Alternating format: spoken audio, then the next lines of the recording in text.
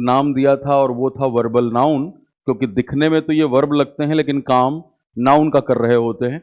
और पार्टिसिपल के लिए हमने इस्तेमाल किया शब्द वर्बल एडजेक्टिव, यानी दिखने में तो वर्ब लेकिन काम किसका, एडजेक्टिव का। उनके एग्जाम्पल्स और सारी बातें हम डिस्कस कर चुके हैं। अब इनसे जुड़ी कुछ इंपॉर्टेंट बातें जो कि पेपर के लिहाज से हमारे लिए जरूरी हैं, हम उनकी चर्चा करेंगे आज की क्लास में। चलिए, तो सबसे पहला पॉइंट क्या है, कंफ्यूजन हमें यह होती है कि हम जब जिरंड और इन्फिनेटिव दोनों को ही वर्बल नाउन कह रहे हैं, तो क्या हम दोनों का इस्तेमाल इंटरचेंजेबली एक वर्ब के ऑब्जेक्ट के तौर पे कर सकते हैं या नहीं कर सकते। फॉर एग्जाम्पल, अब जैसे हमने ये सेंटेंस लिखा था, I avoid going there, I avoid going there. अब मैं एक और सेंटेंस लिखूंगा, I avoid to go there, I avoid to go there. बात क्या समझ में आ रही है कि दोनों की ही दोनों सेंटेंस के जो फाइनाइट वर्ब है, फाइनाइट वर्ब कौन सा भाई, जो अपने सब्जेक्ट के अकॉर्डिंग डिसाइड होता है। फाइनाइट वर्ब दोनों के ही सेम है, लेकिन एक के बाद जो मैंने ऑब्जेक्ट लगाया है गोइंग, ये किस कैटेगरी से बिलोंग करता है, तो ये बिलोंग करता है जिरंड से। और वहीं पे टू गो किससे बिलोंग करता है, तो ये बिलोंग करता है इन्फिनेटिव से। तो फिर जब बच्चे को ये बात समझ में आने लगती है, वो पहचानने लग जाता है कि अच्छा जिरंड और इन्फिनेटिव जो है वो वर्ब नहीं होते, वो वर्ब के ऑब्जेक्ट हो सकते हैं, क्योंकि हमने उनको वर्बल नाउन कहा है और एक नाउन ही सेंटेंस में सब्जेक्ट और ऑब्जेक्ट का काम करता है। तो अभी तक जो हमारी जानकारी थी, अगर कोई आपसे पूछता कि भाई एक सेंटेंस में सब्जेक्ट और ऑब्जेक्ट का रोल कौन निभाता है, तो आप बेहिचक दो टर्म्स का इस्तेमाल करते थे, तो नाउन, और नाउन की जगह इस्तेमाल होने वाले शब्द कौन से होते हैं, प्रोनाउन। तो pronoun are those words which are used at the place of noun, क्योंकि प्रोनाउन का भी वही फंक्शन है जो कि नाउन का फंक्शन है। तो नाउन और प्रोनाउन सेंटेंस में सब्जेक्ट ऑब्जेक्ट का रोल निभाते हैं। अब उस फहरिस्त में दो चीजें और भी जुड़ गई, उस लिस्ट में दो नाम और भी जुड़ गए, और वो दो नाम कौन से हैं, एक जिरंड का और दूसरा इन्फिनेटिव का। तो कहने का मतलब कि अब ये चार टर्म जो है ये सेंटेंस में सब्जेक्ट ऑब्जेक्ट के तौर पे इस्तेमाल हो सकते हैं, noun, pronoun, gerund and infinitive. फिर बच्चे के मन में एक बहुत मासूम सा सवाल पैदा होता है, यार जब हम जिरंड और इन्फिनेटिव दोनों को नाउन का इक्विवेलेंट मान रहे हैं, नाउन की तरह इस्तेमाल कर सकते हैं, तो क्या हम इसका इस्तेमाल हर वर्ब के तौर पे इंटरचेंजेबली कर सकते हैं क्या, जैसे अवॉइड के बाद हम क्या दोनों लगा सकते हैं क्या। तो यहाँ पे है कि नहीं साहब, ये टू को नहीं होगा, यहाँ पे गोइंग होगा। तो अब इन्हीं पॉइंट्स को हमें समझना है कि वो कौन से वर्ब हैं जो अपने बाद ऑब्जेक्ट के तौर पे जिरंड को प्रेफर करते हैं, और वो कौन से वर्ब हैं जो अपने बाद ऑब्जेक्ट के तौर पे इन्फिनेटिव को प्रेफर करते हैं। अब जैसे मैं एक सेंटेंस अगर लिखूं कि I decided to solve a mock test, और दूसरा sentence, I decided solving a mock test. अब मैं अगर आप लोगों से पूछूं कि भाई इनमें से आप किसके साथ जाओगे, 2+V1 इन्फिनेटिव के साथ जाओगे या जिरंड के साथ जाओगे, तो मुझे भी पता है कि आप लोग एक मत से कहोगे सर मैं यहाँ पे टू सॉल्व के साथ जाऊंगा। तो बहुत सारे केसेस में आपकी अंतरात्मा की आवाज भी ये बात बता देती है कि कौन सा चाहिए, लेकिन भाई अगर जानकारी थोड़ी रहेगी तो वो बेहतर है, अंतरात्मा की आवाज की बात धोखा भी दे जाती है, राइट। हाँ बिल्कुल, सभी के टू सॉल्व लिख के आ रहे हैं यहाँ पे। तो वही बात है, डिसाइड वो वर्ब है जो अपने बाद इन्फिनेटिव लेता है, और अवॉइड वो वर्ब है जो अपने बाद जिरंड लेता है। तो आज की क्लास में हम इसी से शुरुआत कर रहे हैं। हम सबसे पहले उन वर्ब को लिखेंगे जो अपने बाद जिरंड लेते हैं, फिर ऐसे वो वर्ब लिखेंगे जो अपने बाद इन्फिनेटिव लेते हैं, ठीक है। फिर इन्फिनेटिव में ही एक बेयर इन्फिनेटिव का कॉन्सेप्ट आता है, जहां से बहुत अच्छे क्वेश्चन फ्रेम किए जाते हैं, मैं उसकी चर्चा करूंगा। फिर हम उन वर्ब को लिखेंगे जो अपने बाद जिरंड और इन्फिनेटिव दोनों ही लेते हैं, जो कि सबसे बड़ी इंपॉर्टेंट बात है, जो नहीं पता होती कई बार। जिरंड इनके साथ जिरंड लगता है, इनके साथ इन्फिनेटिव लगता है, ये तो पता भी है, मैंने वैसे फेसबुक पेज पे भी उन वर्ब की लिस्ट शेयर की है। आप जाकर के फोटो के सेक्शन में जाएंगे ना, इंग्लिश एक्सपो तिवारी जो पेज है फेसबुक, तो वहां पे मैंने लिस्ट शेयर करी हुई है। ये लिस्ट किताबों में मिल जाती है, लेकिन आज जो एक और एक्स्ट्रा बात बताऊंगा कि एक ही वर्ब जिरंड और इन्फिनेटिव दोनों लेता है, और जब लेता है तो क्या फर्क होता है, वो आपको जनरली नहीं मिलती है देखने पढ़ने को। फिर हम जो अगला पॉइंट है वो देखेंगे कि उन पर्टिकुलर वर्ब का एग्जांपल जो टू से तो एंड हो रहे हैं, लेकिन टू से एंड होने के बावजूद भी अपने साथ वर्ब की फर्स्ट पार्ट नहीं, वर्ब में आईएनजी वाला फॉर्म ले रहे हैं। ये सारे काम हमें देखने हैं। तो आइए, हमने भूमिका बना ली है, इस कंफ्यूजन को दूर करने के बाद पॉइंट्स लिखेंगे, नॉन फाइनाइट से रिलेटेड इंपॉर्टेंट पॉइंट्स। अभी तक हमने पहचाना है उनको, बस अब हम उनके कॉन्सेप्ट्स के ऊपर चल रहे हैं। पहला point, the following finite verbs are followed by gerund, मतलब V1 plus ING। The following finite verbs are followed by gerund. Finite verb का कहने का मतलब क्या है कि वही वर्ब सब्जेक्ट के तुरंत बाद आएगा। अब हम उन वर्ब की लिस्ट लिख लेते हैं जिनके बाद प्रेफरेबली हम किसके साथ जाते हैं, जिरंड के साथ। Avoid, enjoy, keep, mind. Avoid, enjoy, keep, mind का इस्तेमाल वर्ब के तौर पे। Like, dislike, forgive. कंसीडर लिखा है क्या हमने, नहीं लिखा है। कंसिडर, डिनाई, फिनिश, एटसेट्रा, ठीक है। तो ये वो वर्ब हैं जो अपने बाद किसका इस्तेमाल करते हैं, ये इस्तेमाल करते हैं जिरंड का। जैसे अब आपको मान लो पेपर में ऐसे फिलर का ही क्वेश्चन दे दें, क्योंकि एसएससी के जितने भी अलग अलग से एग्जाम हैं वो सब हर जगह पे ग्रामर के बेसिक्स चेक कर लेते हैं, फिलर्स में भी दिया जा सकता है। अब जैसे आपको दिया है, I don't mind to go oblique going there. तब यहाँ पे क्या हो गया, माइंड जो है वो फाइनाइट वर्ब है, और यहाँ पे क्या लिखा है, following finite verbs are followed by, यानी इन वर्ब को कौन फॉलो करेगा, तो इनको फॉलो करेगा जिरंड, इन्फिनेटिव नहीं करेगा, right.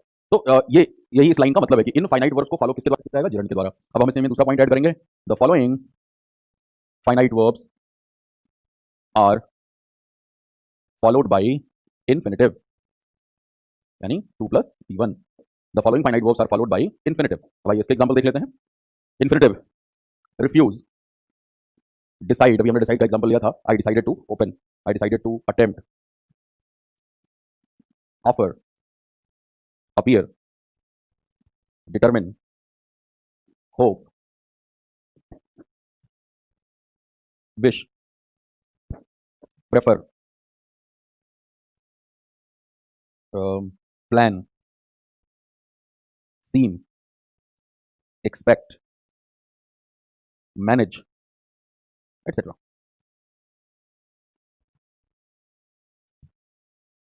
I prefer to invest. I prefer to invest oblique investing in reality sector. अब यहां पे आप देखो आई प्रेफर आ गया, प्रेफर का इस्तेमाल किया ना यहाँ पे, बिल्कुल किया है प्रेफर वर्ब। तो प्रेफर अपने बाद क्या लेगा, फॉलोड बाय इन्फिनिटिव, यानी to invest, I prefer to invest in reality sector, यहाँ पे इन्वेस्टिंग का इस्तेमाल नहीं होगा। ओके, निर्भर करें ये क्वेश्चन आया था सीपीओ में, चलो बहुत अच्छी बात है, इसको नोट कर लीजिए, फिर आगे बढ़ाता हूं मैं।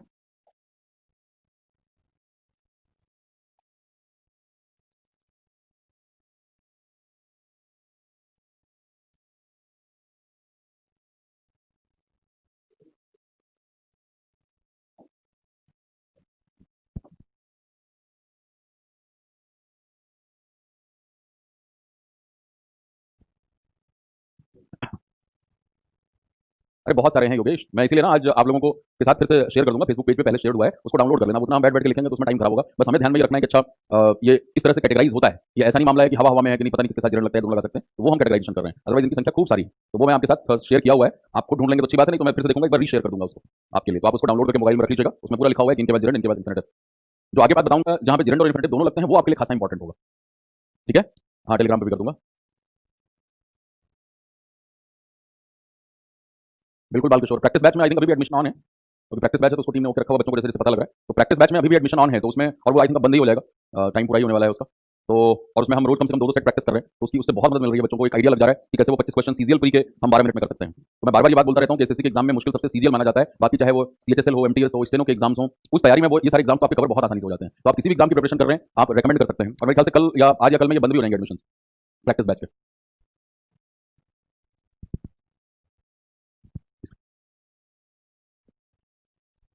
हाँ, सारे सारे वीडियोस मिल जाएंगे, बैच लेते ही आपके पास आ जाते हैं। स्टेनो में 100 की इंग्लिश आएगी, बिल्कुल बालकिशोर, आई नो। मैं देखो फंडामेंटल्स आपके यहाँ से जो है वो बेहतर हो रहे हैं हर चैप्टर के, और उसके बाद एक पेपर को करने का तरीका। अब सिर्फ स्टेनो के लिए प्रैक्टिस बैच लेकर के पूरा स्लॉट ब्लॉक करना वो थोड़ा सा मुश्किल है, लेकिन पेपर में किस तरीके से क्वेश्चन को अटेम्प्ट करना है वो आप उस बैच से भी देख सकते हो, सीख सकते हो। उसमें आपको सारे पीछे के वीडियोस मिल भी जाएंगे। और अभी तो बच्चों की बहुत डिमांड है उसके लिए भी, वो बीओडी की डिमांड कर रहे हैं सीजीएल के लिए, तो हम उसके लिए भी प्लान कर लेते हैं, क्योंकि सीजीएल का पेपर अब 56 दिन बचे हुए हैं आपके पास। तो अगर मैं English special batch full fledged लेके आता हूँ तो उसको कवर करना सीजीएल से पहले मुश्किल होगा, लेकिन अगर आपको रिकॉर्डेड वीडियोस जो पिछले बैच के है मेरी, अगर वो मिल जाएगी सीजीएल की, तो आप देख लेंगे। तो बहुत सारी उसकी रिक्वेस्ट आ रही है, जैसे सीजीएल का भी एक बीओडी निकाल दो, जो टॉपिक्स हमारे क्लियर नहीं है वो हो जाएंगे, तो हम उसके बारे में भी सोच रहे हैं, ठीक है। बाकी कॉम्प्रिहेंशन का प्रैक्टिस बैच आएगा, बिल्कुल बिल्कुल बेनिफिशियल होगा, बेनिफिट होगा नहीं बेनिफिशियल होगा शिवम। आ जाइए, अब हम बढ़ते हैं तीसरे पॉइंट की तरफ, जो कि बड़ा इंपॉर्टेंट पॉइंट है, ध्यान से सुनना और समझना, क्योंकि इससे बड़े अच्छे क्वेश्चंस बनाए जाते हैं। जो तीसरा पॉइंट हम लिखने जा रहे हैं वॉइस के चैप्टर में भी,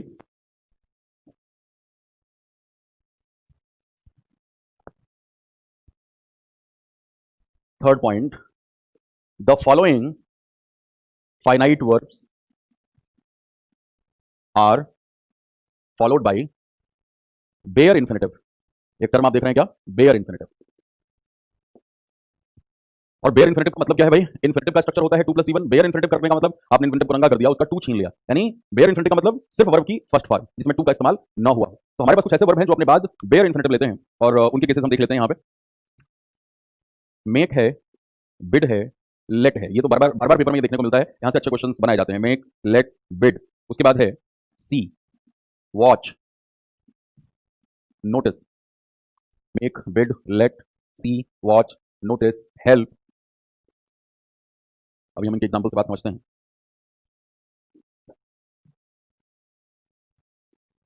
हियर, एटसेट्रा, लगभग कवर हो ही गया है। अब जरा समझो कि इसका क्या मतलब है और किस तरीके से इसमें गेम खेला जाता है, और इस चीज को हमें रटना भी नहीं है, इसकी समझ भी होनी चाहिए।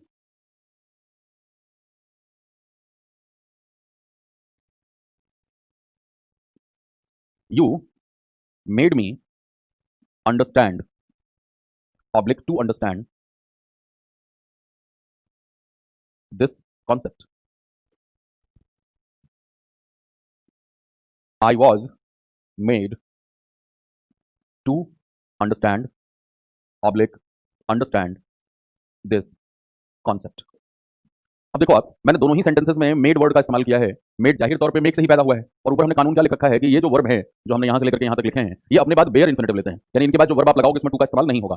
तो पहले में यू मेड मी, मेड आपका आ गया, ये फाइनाइट वर्ब है, इसके बाद जो आया है वो बेयर इन्फिनेटिव होगा, यानी टू का इस्तेमाल नहीं होगा। तो अगर आपको पेपर में इस तरह से दो चॉइस मिल जाए तो आप इस पर टिक लगाओगे, understand, you made me understand this concept. इसका हिंदी अर्थ क्या हुआ कि तुमने मुझे ये कॉन्सेप्ट समझाया, you made me understand this concept, तुमने मुझे ये कॉन्सेप्ट समझाया। यहाँ टू अंडरस्टैंड नहीं होगा, लेकिन वहीं पे दूसरे केस में आप क्या देख रहे हो कि यहाँ पे भी मेड का इस्तेमाल हुआ है, लेकिन मेड का इस्तेमाल होने के बावजूद हम यहाँ पे टू अंडरस्टैंड के साथ जाएंगे, यहाँ अंडरस्टैंड के साथ नहीं जाएंगे। इसलिए मैंने कहा कि इस चीज को रटना नहीं है। अगर आपने ये रट लिया कि इनके बाद मेक, लेट, बिड, इनके बाद जो भी वर्ब आएगा उसमें टू का इस्तेमाल नहीं होगा तो आप फंस जाओगे। अब इस बात को थोड़ा सा रिफाइन करते हैं।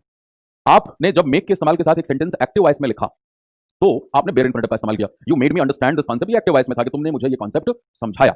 लेकिन जब मैंने इसी बात को पैसिव वॉइस में लिखा, आई वाज मेड, अब आपको पता है कि वाज के बाद अगर मेड आया हुआ है तो पैसिव वॉइस ही है, क्योंकि एक्टिव वॉइस है तो वाज के बाद तो वर्ब में आईएनजी लगता। भाई एक्टिव वॉइस का क्या मतलब है कि कोई भी सेंटेंस अगर टेंस के रूल के अकॉर्डिंग हो, और टेंस के रूल में हम बचपन से पढ़ रहे हैं कि भाई is am are was were, इनके बाद वर्ब में आईएनजी लगता है। अब यहाँ वाज के बाद वर्ब में आईएनजी है नहीं, यहाँ पे वर्ब की थर्ड फॉर्म लग गई तो तुरंत समझ आ गया कि पैसिव वॉइस है। आई वाज मेड, मुझे समझाया गया, I was made to understand. तो इसका मतलब कि जब आप पैसिव वॉइस में आए तो आपने इसके बाद इन्फिनेटिव का इस्तेमाल कर लिया, तब बेयर इन्फिनेटिव नहीं होगा। इसलिए अंधभक्ति नहीं करनी कि रट के दिमाग में बैठा लिया कि नहीं ये शब्द आए तो बिल्कुल ध्यान में रखो, टू प्लस वन का इस्तेमाल नहीं होता है, इनके साथ बेयर लगता है, बिल्कुल लगता है, लेकिन कब? जब सेंटेंस नॉर्मल है, एक्टिव वॉइस में, टेंस के रूल के अकॉर्डिंग, तो आप करोगे। पैसिव वॉइस में आ गया तो लगेगा। अब इसमें कुछ और आपके एक्सेप्शन है वो हम एग्जाम्पल के साथ देखते हैं।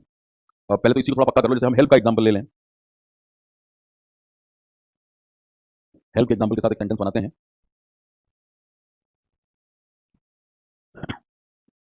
I helped him, I helped him to cross, oblique cross the road. ठीक है, और अब इसी बात को पैसिव वॉइस में लिखते हैं। आई हेल्प्ड हिम है, अब हिम सब्जेक्ट बन जाएगा तो ही हो गया, या ऑब्जेक्टिव के साथ सब्जेक्ट में आ गया। आई हेल्प्ड हिम, तो अब he was helped, he was helped, और फिर वही ट्वाइस हमारे पास आ जाए, to cross, oblique cross the road.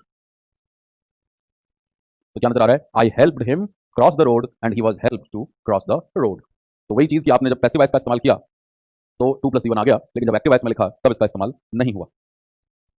अब इस बात का भी एक्सेप्शन है, तीसरा केस लेट का।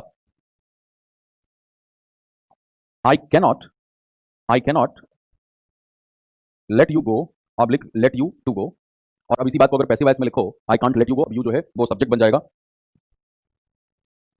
यू कांट बी लेट, और लेट के बाद again go oblique to go, you can't be let go oblique to गो।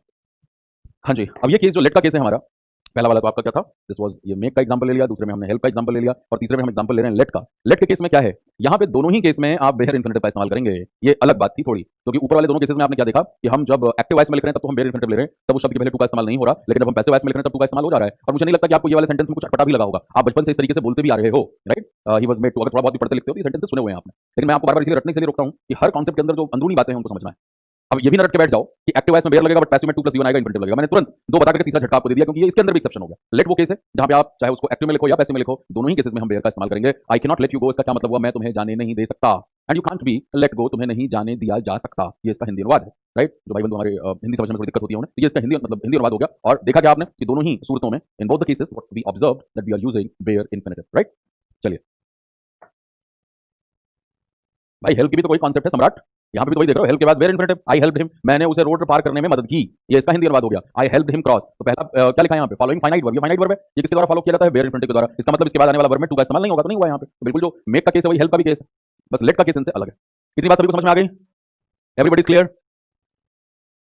इतनी बात सभी को समझ में आ गई that whenever we are making sentences in active voice by using these verbs, in those cases we will use what, bare infinitive, but if you are using passive voice तो उस समय आप जो है नहीं करेंगे। चलिए बहुत अच्छी बात, आपको समझ आ गई। अब मैं इसका एक और केस देता हूं जहां थोड़ी मैं समझदारी चेक करूंगा आपकी, और इसी में से मैं बिड का एग्जांपल लेता हूं आपके लिए। बहुत अच्छा समझते हैं आप लोग, आइए बिड का एग्जांपल लेते हैं।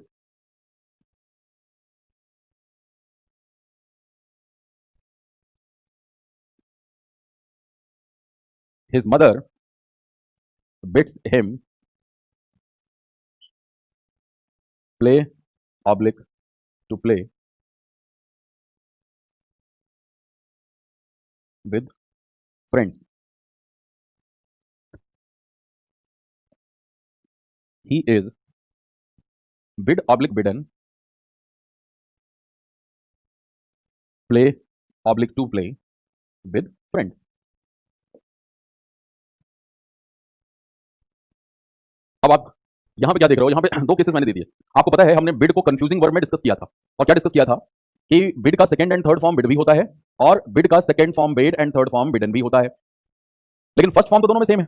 तो आपको ये जरूर ध्यान में रखना पड़ेगा सेंटेंस को पढ़ करके कि हम यहाँ पे किस सेंस के लिए बिड का इस्तेमाल कर रहे हैं। पहला वाला बिड आपको पता है, जब सेकंड एंड थर्ड फॉर्म में बिड है तो उस समय बिड का मतलब है बोली लगाना, नीलामी करना, बिडिंग प्रोसेस जैसे होता है। और दूसरे वाले बिड का मतलब मैंने आपको बताया था, इसका मतलब होता है अलाउ करना, अनुमति देना। तो अब उस आधार पे आपको देखना पड़ेगा, क्योंकि जब हम पैसिव वॉइस में लिख रहे हैं तो आपको पता है पैसिव वॉइस में जो मर्जी टेंस हो, मेन वर्ब की हमेशा कौन सी फॉर्म होती है, थर्ड फॉर्म होती है। तो अब हम यहाँ पे थर्ड फॉर्म के तौर पे बिड का इस्तेमाल करेंगे या बिडन का, एक तो आप मुझे ये जानकारी देंगे और दूसरी बात कि इसमें से कौन सा इस्तेमाल किया जाएगा। हाँ जी प्लीज बताइए। बहुत अच्छे, डोंट वरी आदित्य, वो इज अ बिग चैप्टर, भी हो जाएगा बच्चे, सब हो जाएगा।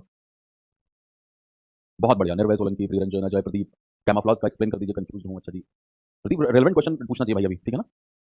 बहुत अच्छे, योगेश, मयंक, कांचल, ऋषभ, साहिल, पीयूष, देव, सभी का जवाब बिल्कुल सही। His mother bits him play, पहले वाला केस तो बिल्कुल वही हो गया कि भाई बिड के साथ आपने बेयर इन्फिनेटिव लगाया, प्ले का इस्तेमाल किया, टू प्ले नहीं लिखा। और इधर क्या देख रहे हैं कि ही इज विदन, उसकी माता जी ने उसे अलाउ कर दिया दोस्तों के साथ खेलने के लिए। अब यहाँ पे बोली लगाना या नीलामी करना सेंस तो है नहीं, तो जाहिर तौर पे यहाँ पे हम अनुमति देने वाले ही सेंस के लिए इस्तेमाल करेंगे। और आपको पता है अनुमति देने के लिए बिड का थर्ड फॉर्म जो है वो बिडन है, तो ही इज बिडन। और दूसरा क्या हो जाएगा, टू प्ले, क्योंकि अभी आ चुका है पैसिव वॉइस के अंदर, ठीक है ना। तो ध्यान रखना, ये पेपर में खूब मिलता है, मेट का केस आपको भरपूर दिया जाएगा पेपर में। हम अभी जब क्वेश्चन करेंगे आगे प्रैक्टिस क्वेश्चन, अभी तो हमने सिर्फ कंडीशनल्स के ऊपर क्वेश्चन प्रैक्टिस किए हैं, जब वर्ब के ऊपर क्वेश्चन प्रैक्टिस करेंगे तो आप देखेंगे पेपर में इनसे क्वेश्चन मिलेंगे आपको, ठीक है। बात क्लियर हो गई। लेट वाला अगेन अजय पूछ रहे हैं, मेरे भाई इसमें कोई भी दिक्कत नहीं है, लेट के केस में क्या देख रहे हो, चाहे हमने एक्टिव वॉइस में बात की, एवी का मतलब एक्टिव वॉइस, या पैसिव वॉइस में बात की, दोनों ही केसेस में हम क्या ऑब्जर्व कर रहे हैं, लेट के बाद बेयर इन्फिनेटिव।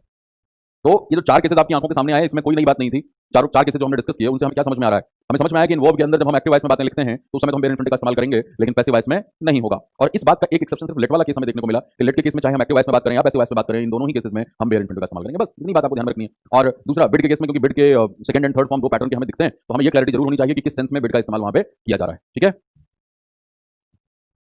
मैंने जब क्लास खत्म होगी तो दोबारा उस डाउट को पूछ लेना। सीपीयू में कंडीशनल आया था सर, ऑल सेट में 2 क्वेश्चन। हाँ निर्भय, तो मैंने वही तो बताया जो आप क्लास में करते हो ना, एक बार मेरे साथ अगर पूरा सिलेबस कर लिया है तो फिर आप अपने पेपर में परफॉर्मेंस देखो। अब पेपर में देखना ये दिखाई देते हैं कि नहीं, आपको जो यहाँ पे बता रहा हूँ।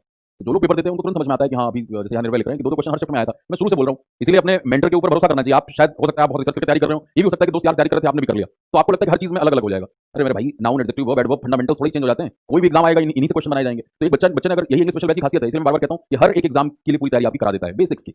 और ये एसएससी बार बार कहता हूँ बेसिक्स का एग्जाम है, तो हर चैप्टर में कंपार्टमेंट याद रखो कि कहाँ से मुझे कैसे क्वेश्चन पूछा जाएगा। अब मुझे समझाना था, एडवांस वर्ब ज्ञान तो दे दिया था मैंने, लेकिन हम हर टॉपिक में ज्ञान लेते हैं और उसके तुरंत बाद वो काम करते हैं जो कि पेपर के लिहाज से इंपॉर्टेंट है, और प्लस उसमें घुसते हैं और गहराई में। अब मैंने ये सिर्फ नहीं कहा कि बेटा इनको रट लेना, इनके बाद बेयर इन्फिनेटिव आएगा, कभी भी पेपर में आ जाए इनको ध्यान में रखना, इनके बाद 2+1। साथ ही बता रहा हूं कि कब लगेगा 2+1, क्योंकि आप मासूम हैं, आपकी मासूमियत का अंदाजा है मुझे। आप नहीं देखोगे कि एक्टिव वॉइस है पैसिव वॉइस है, आपकी आंखें वो शिकारी आंखें सिर्फ वही देखेंगे, अच्छा मेड आया इसके साथ तो सर ने बताया था। तो अब आपको ध्यान में रहेगा यार, एक्टिव में बेयर लगेगा लेकिन पैसिव वॉइस में नॉर्मल इन्फिनेटिव का इस्तेमाल होगा। और उसमें इस बात का भी एक्सेप्शन लेट वाला के मूवी देख लिया आपने, और मुझे पता ही है कि इन्हीं 3-4 में वो आपको फंसाते हैं, तो पेपर में इन्हीं से मिलने वाला है। तो इसीलिए फिर आपकी परफॉर्मेंस बिल्कुल बेहतर हो जाती है। वो 50 में 45 नंबर लेके आना, 45 नंबर से ऊपर लेके आना बहुत आसान हो जाता है प्री के अंदर। मैं मार्केटिंग वाला काम नहीं करता, मुझसे पढ़ो तो इतना आएगा, बड़ा अजीब सा लगता है। बच्चा खुद ही बताता है, जब खुद पढ़ेगा वो पहली बार अटेम्प्ट करने वाले नंबर लेके आ रहे हैं, 3 महीने की तैयारी, पहली बार अटेम्प्ट करने वाले मेंस का पेपर क्लियर कर रहे हैं। तो ये बिल्कुल पॉसिबिलिटी आप सभी के साथ है। चलिए, बस हर चीज को ध्यान में रखते रहिएगा। आइए अब हम आगे बढ़ते हैं इस पॉइंट के बाद चौथे पॉइंट की तरफ। और अब हम वो केसेस करने वाले हैं जो कि टू से एंड तो होते हैं, लेकिन उसके बावजूद भी उनके साथ वर्ब की फर्स्ट फॉर्म नहीं लगती। और ये भी बहुत कॉमन एरर यहां से आता है, लिखने में भी और बोलने में भी। अच्छा, आप ना अब इन चीजों को जरा ऑब्जर्व करिएगा। जैसे कुछ और एग्जांपल मैं यहां पे लिखूं, आई हैव हर्ड हिम से दिस। ये लाइन बहुत लिखने बोलने में बोली जाती है। अभी आपने हियर लिखा है, देखो हियर का ही तो फॉर्म है हर्ड, और हर्ड के बाद जो दूसरा वर्ब आया ये कैसा है, बेयर इन्फिनेटिव। क्या मतलब हुआ कि मैंने उसे ये कहते हुए सुना है, आई हर्ड हिम से दिस। अभी जिसको नहीं पता होगा उसे बड़ा अटपटा लगेगा, I heard him saying this होना चाहिए क्या, मुझे ये कहते हुए सुना है, आई हर्ड हिम टू से होना चाहिए क्या। ये थोड़ा अजीब, अरे भाई अजीब जो लगे वो गलत थोड़ा ही होता है। अगर कोई चीज अजीब लग रही है इसका ये मतलब कि आप उसके बारे में जानते नहीं, तो जान लीजिए। आप अच्छी इंग्लिश सुनेंगे पढ़ेंगे तो ये सब नजर आएगा। ऐसे ही ये सेंटेंस मुझे याद है, बयान आया था विराट कोहली का, जब शायद रेप वाला केस हुआ था या क्या, भी बीच में मैंने देखा था, सुना था, मतलब तो I can't see this happen, I can't see this happen. ये विराट कोहली की लाइन थी, मतलब अब मुझे एक्जैक्टली किसी क्लास में बोला तो एग्जैक्ट याद है अभी, क्योंकि मैं तुरंत मीडिया से लाइन उठा लेता हूं बच्चों को ऑब्जर्व कराने के लिए। अब देखो, आई कांट सी आ गया, सी के बाद हैपनिंग थोड़ी आया है, हैपन आया है, I can't see this happen, ये होते हुए मैं नहीं देख सकता।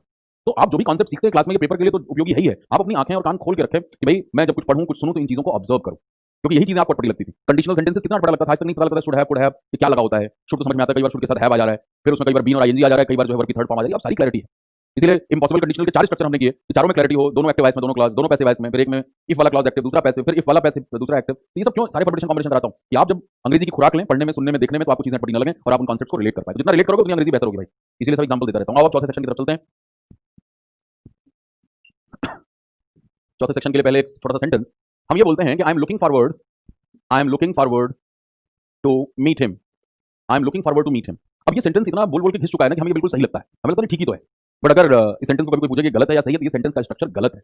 इवन लोग अपने ईमेल में भी नीचे जब मिलने की बात होती है, अगली मीटिंग कहां पे करनी है, तो यही लाइन लिख करके अपनी मेल को खत्म करते हैं, looking forward to meet you. Correct form क्या है, I look forward to meeting you, I look forward to meeting you. ये करेक्ट स्ट्रक्चर है। यानी लुक फॉरवर्ड टू एक ऐसा फ्रेज है जो कि टू से एंड तो हो रहा है, लेकिन ये अपने बाद वर्ब की फर्स्ट फॉर्म नहीं लेता, टू मीट नहीं लेगा ये, यहाँ पे मीटिंग आ जाएगा, इधर जिरंड का स्ट्रक्चर आएगा, I look forward to meeting you. और थोड़ी ये तो बिल्कुल प्योरिटेनिकल और फॉर्मल इंग्लिश है, बिल्कुल ही सही है, बिल्कुल करेक्ट है। थोड़ा सा बोलचाल की इंग्लिश में भी अगर देखो, और जो चालू इंग्लिश बोलते हैं थोड़ी सी, उसमें अगर ऐसा भी सेंटेंस लिखा हुआ है, मान लो आई एम, एक बार आई एम लुकिंग फॉरवर्ड आ गया, चलो एक बार ये भी मान लेते हैं कि चल जाएगा, I am looking forward to, लेकिन यहाँ पे मीट नहीं कर सकते, फिर भी मीटिंग कर दो, तो एक बार की हम इसे भी सही मान लेंगे, right, I am looking forward to meeting you, ये भी चल जाएगा, क्योंकि इंग्लिश भाषा बड़ी फ्लूइड है, बहुत स्ट्रिक्ट नहीं है, इसमें थोड़े बदलाव देखने को मिलते हैं, तो अगर इस तरह से भी मिल रहा है आपको तो भी ये सही हो जाएगा। लेकिन जैसे आपको पता है, आप अभी पीछे जब हमने पढ़ा था क्या एडजेक्टिव का चैप्टर, तो उस समय भी हमने उन वर्ब की लिस्ट लिखी थी जिन्हें हमने स्टेटिव वर्ब कहा था, कि ये जो वर्ब है ये किसमें लिखे जाते हैं, इनको हम इंडेफिनिट टेंस में लिखते हैं और इनको क्वालिफाई कौन करता है, एडजेक्टिव करता है। और उन वर्ब में एक वर्ब का टाइप क्या था, एक वर्ब का टाइप था, या अगर नहीं किया हमने एडजेक्टिव डिटेल में, तो भी हम वर्ब के चैप्टर में ही कर लेंगे, या टेंस में भी होगा वो, उसमें था सेंस परसेप्शन के वर्ब। सेंस परसेप्शन के वर्ब में, यानी जो हमारे सेंस आगे देखना, सुनना, फील करना, स्मेल करना, इन वर्ब में आईएनजी का इस्तेमाल नहीं होता है। कारण क्या है, क्योंकि आप कभी भी सेंस परसेप्शन में डेफिनेट नहीं हो सकते, निश्चित नहीं हो सकते। हमारे इंद्रियों की जितनी औकात है, हमारी इंद्रियां उतना ही परसीव कर सकती हैं, तो हम उन इंद्रियों की जानकारी के आधार पर किसी भी चीज के बारे में जो राय रखते हैं, वो हमारा अपना प्रोजेक्शन है, वो जरूरी नहीं है कि वो रियलिटी हो। अब जैसे साइंस नहीं बताया है कि हमारे सारे अंगों की जो ताकतें हैं वो लिमिटेड हैं, कान 20 हर्ट्ज से 20,000 हर्ट्ज सुनते हैं, यानी 20 हर्ट्ज के नीचे का साउंड हमें नहीं सुनाई देता और 20,000 हर्ट्ज के ऊपर का भी नहीं सुनाई देता। अब अगर हम ये बोलते चलें कि नहीं जी, मैं जो नहीं सुनता, जो नहीं देखता, वो मैं नहीं मानता हूं, तो ऊपर वाला हंसता होगा, नालायक, तेरी औकात ही क्या, तेरे को लिमिटेड बना के भेजा मैंने, चौड़े में मतलब बहुत, तो सिर्फ 20 से 20,000 सुनेगा। आंखें तेरी सिर्फ देख पाएंगी विजिबल रेंज, विबग्योर, तेरी औकात नहीं है अल्ट्रावायलेट, इंफ्रारेड और एक्सरेज, इनको अपनी आंखों से देख सकते, तेरे को लिमिटेड करके भेज रहा हूं। उसको पता है इंसान बड़ी खुराफाती जमात है, अब इसके पास इतना मामला लिमिटेड है, तो इसने इतना उत्पाद मचा रखा धरती पे, रहने लायक छोड़ा नहीं। अगर थोड़ी और पावर दे देता तो हम तो खुराफात हद दर्जे की करते। हमें तो हर चीज को किस तरीके से काट लो, कैसे इसको खसोट लो, नोच लो, कैसे इसका इस्तेमाल कर लो, हमारा दिमाग इसी के लिए चलता है। इसलिए ऊपर वाले ने सिस्टम नहीं सोचा होगा, इनको थोड़ा लिमिटेड भेजो। लेकिन हम हर चीज के प्रयोग जानते हैं, हम उसको देख नहीं सकते, लेकिन उसको तोड़ना जानते हैं। वो एटम हमें नजर नहीं आएगा नंगी आंखों से, लेकिन हमने उसको तोड़ रखा, सब एटॉमिक पार्टिकल 36 टाइप्स के, ये वो, we know how to use them, but we can not perceive them in totality. तो जिस चीज में आप निश्चित नहीं हो सकते, उसके लिए कॉन्टिन्यूअस टेंस का इस्तेमाल नहीं होना चाहिए, क्योंकि कॉन्टिन्यूअस टेंस बहुत डेलिबरेट टेंस है। अगर आप कह रहे हैं कि आई एम स्टडीइंग, तो इसका मतलब मैं पढ़ रहा हूं, इसमें कोई संशय नहीं है। At the moment of speaking you are doing that act, but in sense perception you can not be definite, and जिसमें आप डेफिनेट ना हो उसी को इनडेफिनेट टेंस में लिखा जाता है। ये इसीलिए ग्रामरियंस ने टेंसेस बनाए कि जहां निश्चितता ना हो, अनिश्चितता हो, वहां इनडेफिनेट लगा लो। और इसीलिए हमने आई लुक फॉरवर्ड टू को प्रेफर किया, क्योंकि आई लुक क्या है, that is present indefinite, looking कर दिया तो ये कॉन्टिन्यूअस हो गया। लेकिन भाई मैंने कहा कि अगर मान लो प्रोग्रेसिव एक्शन के सेंस में या इस तरीके से आपने इस्तेमाल कर भी लिया, लुकिंग लगा लिया, तो एक बार चल जाएगा, लेकिन जरूर ध्यान में रखो कि टू के बाद V1 नहीं आएगा, V1 प्लस आईएनजी आएगा। तो अब हम उन केसेस को लिस्ट कर लेते हैं यहाँ पे, जो कि टू के बाद क्या लेते हैं, ING, राइट। तो आ जाइए, लुक फॉरवर्ड टू तो देख लिया आपने, look forward to, accustomed to, accustomed का मतलब क्या होता है, आप जिसके आदती हो जाएं, accustomed to, addicted to, prone to, dedicated to, dedicated to, with a view to, in order to, look forward. हाँ, और एक और जो केस हमने देखा था, ये दिखा ना स्क्रीन पर, नीचे जगह है थोड़ी, एक लिखा जा सकता है, चलो, उतना काफी है। हाँ, बी प्लस यूज्ड टू, ये भी किया है आपने, यूज्ड टू के कॉन्सेप्ट में आपने देखा था कि is am are was were plus used to के साथ क्या लगता है वर्ब में, ING, he was used to visiting this place and he used to, तो वही मैंने लिखा है बी प्लस का मतलब इज एमआर वाज वर। तो ये हमारे वो केसेस हैं मोटे मोटे तौर पे, हो सकता है एक आध और भी हो, बस हमें ध्यान में रखनी है चीजें, जिनको पेपर देने से पहले एक बार हमें रिवाइज करना है, बस यही से चीजें आएंगी। तो इनके बाद क्या लगेगा, इन सभी के साथ, इसलिए मैंने एक साथ घेर दिया, इन सभी के साथ वर्ब में जो लगे, जो आगे वर्ब होगा उसमें आईएनजी का इस्तेमाल आप करेंगे, ठीक है ना, बात समझ में आ गई। So look forward to, accustomed to, addicted to, prone to, dedicated to, with a view to, in order to, and be plus used to। B का मतलब क्या भाई, कि भाई used to से पहले अगर is, am, are, was, were इनमें से कुछ आ जाए और उसके बाद used to लिखा हो, तो उसके बाद जो वर्ब आएगा उसमें क्या लगेगा, ing, ठीक है ना, इसको नोट कर लीजिए।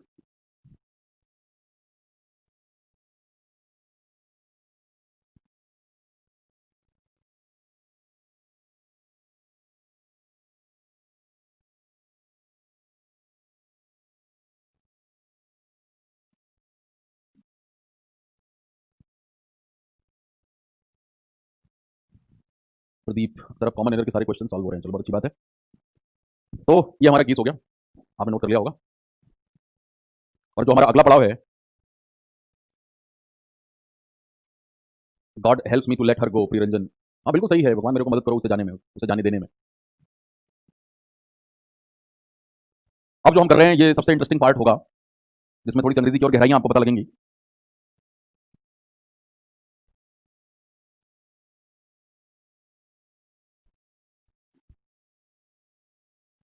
The whole country seems to be affected by the envy of winter, इसमें क्या पूछना चाहते हैं Mayank, seems to be affected,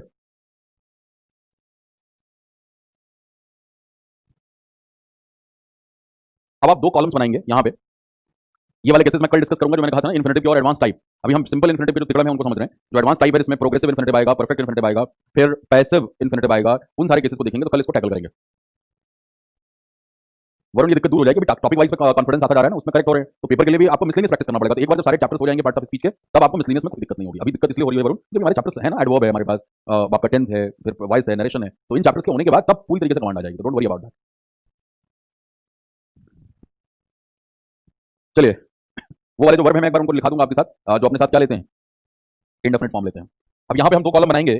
सबसे पहला कॉलम होगा उन वर्ब्स का, वर्ब्स टेकिंग इन्फिनिटिव। जैसे मैंने कहा था कि वही वर्ब जो है वो इन्फिनिटिव भी ले रहा है और वही वर्ब जिरंड भी ले रहा है, और उसमें उनका क्या फर्क आ जाएगा मतलब में, verbs taking gerund.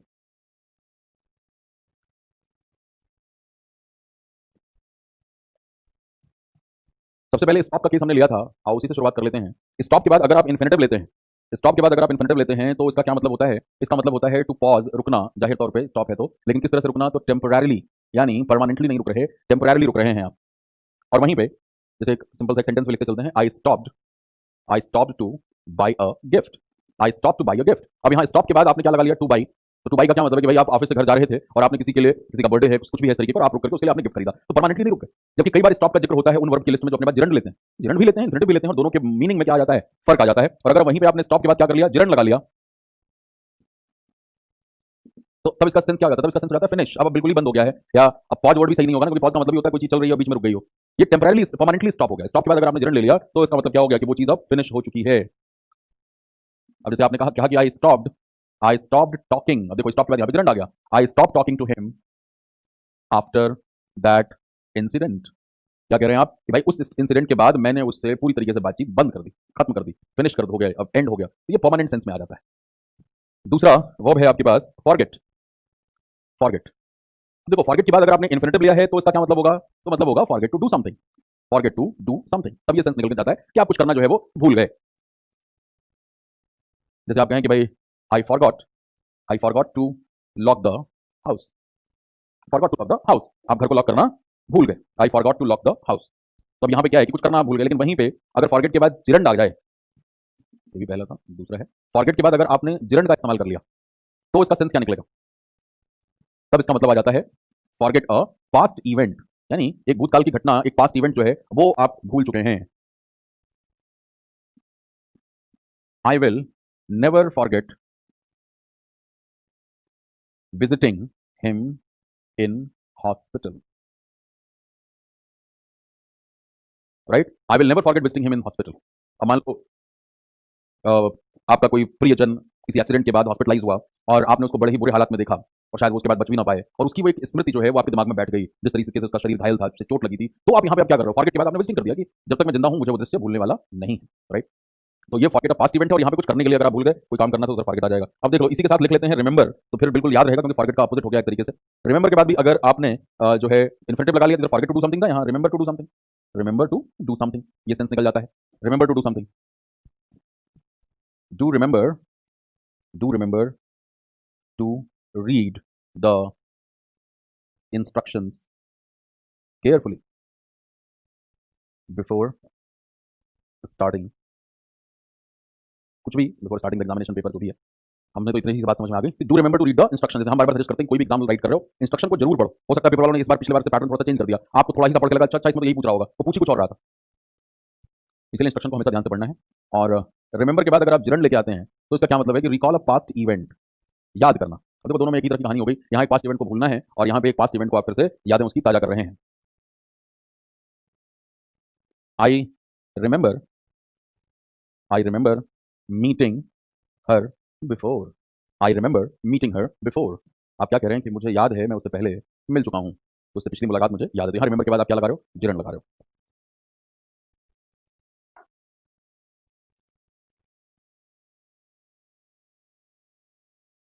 Thank you Prabhat very much for your feelings and emotion, and I am very sure that you will be selected in the central department, central government, sub inspector होंगे भाई।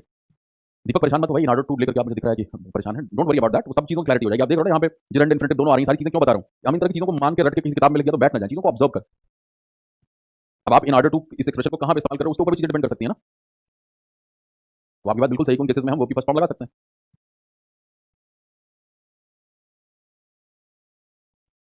Seems stative adjective है ना, first form आनी चाहिए मेरे भाई, seems adjective है, seems stative verb है, सीम्स स्टेटिव वर्ब है, ऐसा प्रतीत होता है, ऐसा मालूम होता है। चलिए नोट कर लिया होगा आपने, आइए इसमें आगे बढ़ते हैं।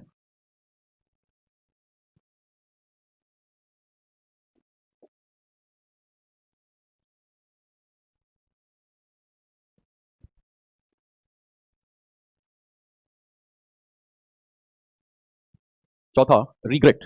रिग्रेट अगर फाइनाइट वर्ब है और उसके बाद इन्फिनेटिव आ गया तो इसका सेंस क्या होगा? Be sorry to. Be sorry to. For example, I regret to tell you that you could not clear this exam. I regret to tell you that you could not clear this exam. अब regret के बाद यहां पे क्या आ गया? To tell. I regret to tell you कि भाई मुझे दुख है ये बताते हुए कि तुम इस एग्जाम को क्लियर नहीं कर पाए। रिग्रेट के बाद अगर आपने लगा लिया जिरंड तो इसका क्या मतलब होगा? Feel sorry for what you have done. Feel sorry for what you have done, यानी उस चीज के लिए सॉरी फील करना जो आपने किया है। I regret abusing him. I regret abusing him. गुस्से में किसी के लिए गालियां निकल गई, बाद में आपको एहसास हुआ कि आपने क्या कृत्य किए हैं, तो अब आप उस चीज को लेकर के पछतावा कर रहे हैं। तो देखो, अब जैसे वहां पे पहले वाले केस में आप अपने किसी कृत्य के लिए नहीं दुखी हुए, रिग्रेट के बाद जब हमने इन्फिनेटिव लगाया, भाई जिसने ढंग से पढ़ाई नहीं करी है, उसने एग्जाम नहीं क्लियर कर पाया, वो फेल कर गया, लेकिन हम जस्ट आउट ऑफ कर्टसी तमीज की वजह से जब किसी के लिए कोई जो बात उसे अच्छी ना लगे, अगर वो बात उस तक पहुंचा रहे हैं, तो हम दुख व्यक्त करते हैं। I am sorry to inform you this. I am sorry to inform you this. You are not sorry because you did something wrong. You are sorry of the fact because you are kind of putting forward negative information for that person's perspective. उसके लिए वो एक बुरी सूचना है, इसलिए बताते हुए आप वो जोड़ देते हैं। वही केस यहाँ पे भी था कि भाई I regret to tell you that you could not clear this exam. मुझे इस बात का अफसोस है कि तुम इस एग्जाम को क्लियर नहीं कर पाए, लेकिन यहाँ पे रिग्रेट के बाद जब हम जिरंड लगा रहे हैं, यहाँ पे आपने जो किया है, अगर आप उसके लिए सॉरी फील कर रहे हैं, तो हम लगाते हैं जिरंड। ये बहुत ही गहराई वाली बात है अंग्रेजी के यूसेज की। जब आप बेहतर और यूसेज में घुसते हैं, जो आपको ऑक्सफोर्ड यूनिवर्सिटी प्रेस की जो किताबें हैं हमारी इंग्लिश ग्रामर की, मोटी मोटी, जिनमें यूसेज ज्यादा है, उसमें आपको कुछ रूल रटने जैसी कोई चीज नहीं मिलेगी। जिनको अंग्रेजी से प्यार होने लगता है, जब आप लोगों को होने लग गया, आपकी भूख जगे, तो आप उन किताबों को एंजॉय करते हुए पढ़ सकते हैं। तो उसी में से कुछ काम के खजाने जो आपको जरूरत है वो मैं निकाल के लेके आता हूँ यहाँ पे, कि आपको वाली मेहनत ना करनी पड़े, रेडीमेड खाना मिले आपको, खाने को खाइए, बचाइए और यूज करिए। चलिए आगे बढ़ते हैं। रिग्रेट के बाद ऐसे ही बी सॉरी वर्ड जो है, बी सॉरी। बी सॉरी का मतलब आई एम सॉरी। बी जहां भी लिखूं उसका मतलब is am are was verb. मैं बार बार नहीं लिखूंगा, आपको समझ आ चुका है। तो बी सॉरी के बाद अगर इन्फिनेटिव है तो इसका मतलब आप दुखी हैं, फील सैड, राइट। और अगर वहीं पे अगर आप अब देखो थोड़ा अंदाजा भी लगा लोगे कि अगर बी सॉरी आप लगा रहे हो उसके बाद जिरंड, पांचवा केस देखो, जिरंड लगाते समय बी सॉरी फॉर लग जाता है, और इस समय सेंस क्या निकलता है कि आप माफी मांग रहे हैं, टू अपोलोजाइज। जैसे कहा जाए कि I am sorry to hear the I am sorry to hear the news of your father's demise. आपके पिताजी के निधन की खबर सुनकर मुझे दुख हुआ, तो I am sorry to hear, infinitive आ गया, राइट। और ये एक्सप्रेशन बहुत कॉमन है बोलने में, लिखने में। I am sorry for being late. I am sorry for being late. अब कहीं आपको पहुंचना था, आप टाइम पे नहीं पहुंच पाए, तो आप क्या बोलोगे? I am sorry for being late. तो अब इधर क्या देख रहे हैं आप? सॉरी के बाद फॉर आ गया, उसके बाद क्या आ गया? बीइंग, जो कि जिरंड का फॉर्म है।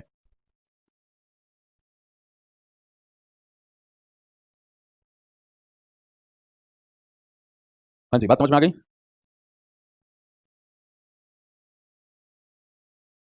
अब ऐसे ही ट्राई शब्द है, ट्राई, छठा। ट्राई का क्या मतलब है? Simply attempt. आपने किसी चीज को अटेम्प्ट किया, एक बार कोशिश की, ट्राई किया। और यहाँ पे अटेम्प्ट वाला जो सेंस है, अटेम्प्ट हल्का शब्द तो है नहीं, आपको पता है बड़ी मेहनत की बात होती है। तो अटेम्प्टेड फॉर एग्जाम मतलब आप पूरी जी तोड़ मेहनत करते हैं। तो हम यहाँ पे एक और फ्रेज ऐड कर सकते हैं कि डू वंस बेस्ट, या आप अपना बेस्ट देने वाले हैं, राइट। अब जिसे कहा जाए, सेंटेंस बना लेते हैं। He tried very hard to clear this exam. He tried very hard to clear. तो अब यहाँ पे देख रहे हो आप, ट्राई के बाद टू क्लियर आया हुआ, ये वेरी हार्ड आपको पता है, ये एडवर्ब है। तो he tried to clear this exam, इसका मतलब कि उसने कोशिश की, अपना बेस्ट देने की कोशिश की। और वहीं पे ट्राई का इस्तेमाल अगर आपने कर लिया, do something as an experiment. हम कहते हैं अरे यार एक बार ट्राई करके तो देखो, एक बार ट्राई करके तो देखो, कोई कुछ कर रहा है तो एक बार ट्राई तो करके देखो यार। तो वो वाली जो बात है ना, एक बार ट्राई करके देखो, वहां पे आप किसी इंसान को कोई काम एज एन एक्सपेरिमेंट करने के लिए कर रहे हैं कि वो अभी तक नहीं कर रहा था, आप करें एक बार, तुम भी ट्राई करके देखो, इसको मजा आएगा, राइट। तो दैट इज व्हाट, कि वहां पे आप लेंगे क्या? जिरंड। वहां पे आप जिरंड लेंगे। जैसे कहा जाए कि ट्राई एडिंग